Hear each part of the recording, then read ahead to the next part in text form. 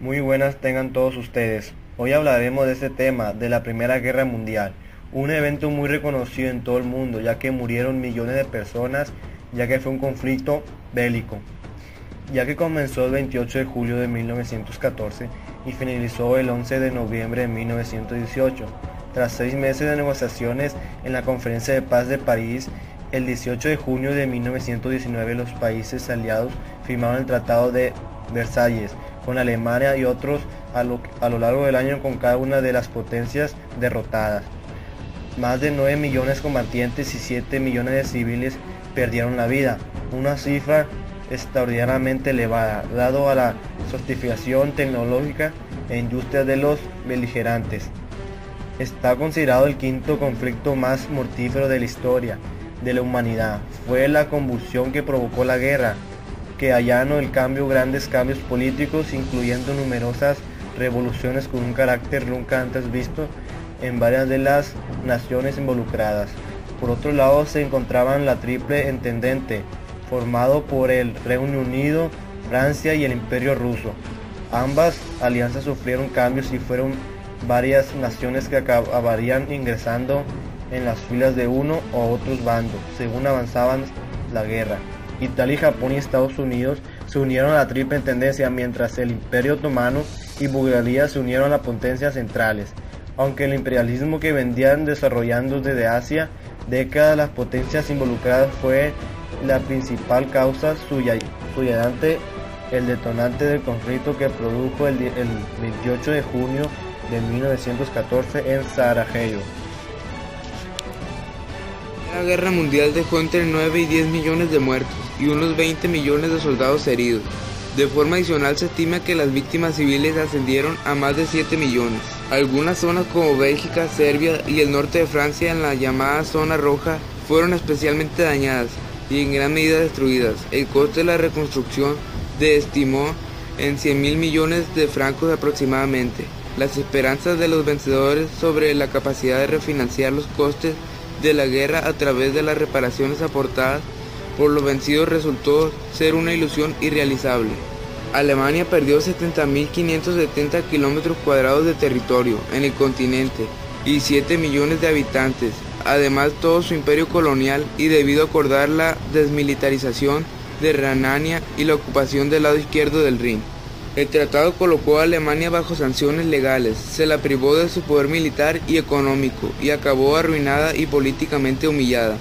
Para los historiadores, el tratado de la guerra y su memoria marcaron la política alemana de las décadas de 1920 y 1930 y los intentos de revisionismo histórico del clima y intensibilidad que vivió de la República de Weimar.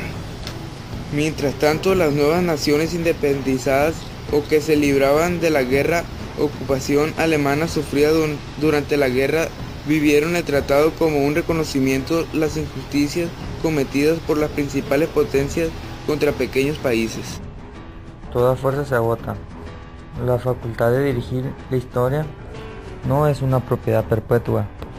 Europa, que la heredó de Asia hace 3.000 años, tal vez no la conservará siempre, pero lo que la dominación de Europa era más bien la de Europa occidental. Un selecto grupo de países, Estados Unidos, Reino Unido, Alemania y Francia, eran los responsables del más del 60% de las exportaciones mundiales y detectaban en la práctica el monopolio en la facultad de productos manufacturados. Tras la unificación alemana y la fundación del Imperio Alemán en 1815, después de la victoria teutona en la guerra franco-prusiana, el poder industrial y económico alemán creció enormemente y con él la carrera de armamentos se puso en marcha. Desde mediados de la década de 1830, el gobierno el 28 de julio, los austrohúngaros iniciaron las hostilidades con el intento de invasión a Serbia. Mientras Rusia se movilizaba, Alemania invadió a Bélgica, que se había declarado neutral, y Luxemburgo en Francia.